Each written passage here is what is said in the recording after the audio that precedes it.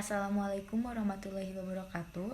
Perkenalkan, nama saya Aminur Aini, kelas A1 Administrasi Niaga, NPM 193521032. Di sini saya akan menjelaskan makalah tentang analisis laporan keuangan. Pengertian rasio keuangan.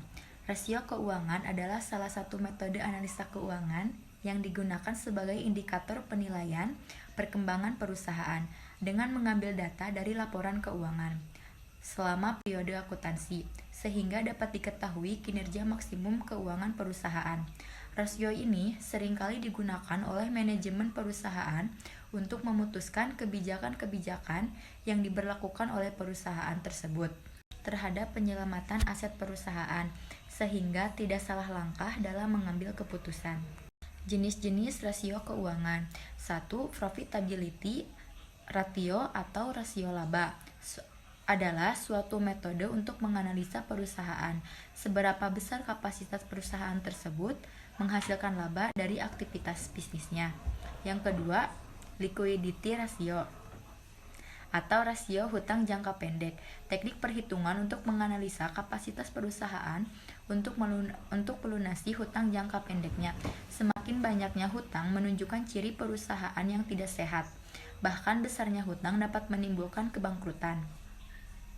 Yang ketiga, solvency ratio atau rasio hutang, metode untuk menganalisa kemampuan perusahaan untuk melunasi hutang jangka panjang dan jangka pendek. Kemampuan tersebut sangat penting sebagai bahan pertimbangan para inspektor untuk menanamkan modalnya. Activity ratio atau rasio aktivitas. Setiap perusahaan tentunya memiliki aktiva yang dapat digunakan dalam proses produksi.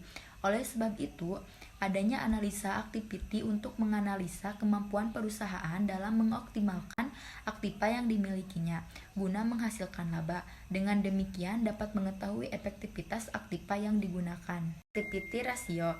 Yang pertama, short term. Short term terbagi menjadi 4. 1. Inventory turnover, 2. Receivable turnover, 3. Payable turnover, 4. Working capital.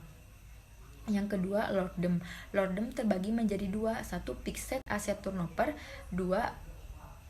Total asset turnover. 1. Short time activity atau rasio aktivitas jangka pendek mengukur kemampuan menggunakan aset lancar utama berupa piutang dan persediaan dan kemampuan berhubungan dengan pemasok dalam memperoleh utang usaha. Yang kedua, inventory turnover. Persediaan merupakan aset lancar utama. Pada kebanyakan perusahaan, rasio inventory turn adalah parameter pengukuran persediaan barang yang terjual dalam satu periode. Periode inventory turnover. Persediaan merupakan aset lancar utama. Pada kebanyakan perusahaan, rasio inventory turn adalah parameter pengukuran persediaan barang yang terjual dalam satu periode. Periode persediaan rata-rata biasanya dihitung dalam 1 tahun. Tadi kasus, saya mengambil contoh soal dari receivable turnover. Diketahui, pada tanggal 26 April 2017, LVVF merilis laporan keuangannya untuk kinerja pada kuartal 2017. Adapun piutang usaha LVVF saat itu adalah sebesar 46.167.000. Kemudian pada 21 Februari 2018, LVVF mempublikasikan lagi laporan keuangannya untuk kinerjanya setahun penuh di tahun 2017 dengan nilai piutang usahanya sebesar 134.276.000 dan pendapatan bersihnya sebesar 10.023.961. Pertanyaannya, berapakah nilai RTO LVF tahun 2017? Jawaban, penjualan kredit dikali piutang usaha rata-rata 10.023.961 dikali 90.221.500 sama dengan 111 juta 10 kali.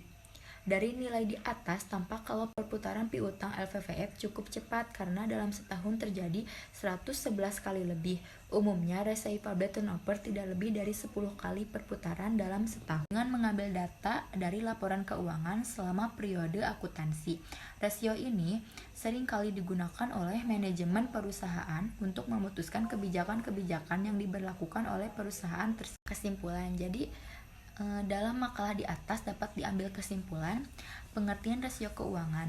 Rasio keuangan adalah salah satu metode analisa keuangan yang digunakan sebagai indikator penilaian perkembangan perusahaan dengan mengambil data dari laporan keuangan selama periode akuntansi. Rasio ini seringkali digunakan oleh manajemen perusahaan untuk memutuskan kebijakan-kebijakan yang diberlakukan oleh perusahaan tersebut terhadap penyelamatan aset perusahaan.